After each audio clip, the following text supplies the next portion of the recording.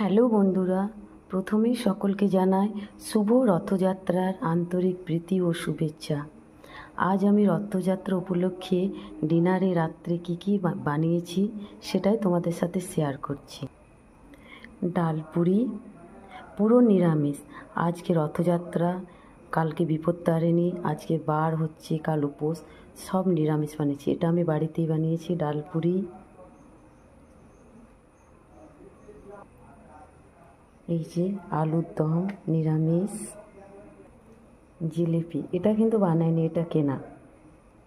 রসগোল্লা এটাও কেনা। বোঁদে এটা কিন্তু বাড়িতে বানিয়েছি। আর পাঁপড় ভাজা, রথযাত্রা মানে তো পাঁপড় ভাজা আর জিলিপি, তাই না? তাই একটা পাঁপড়ও ভেজে নিলাম।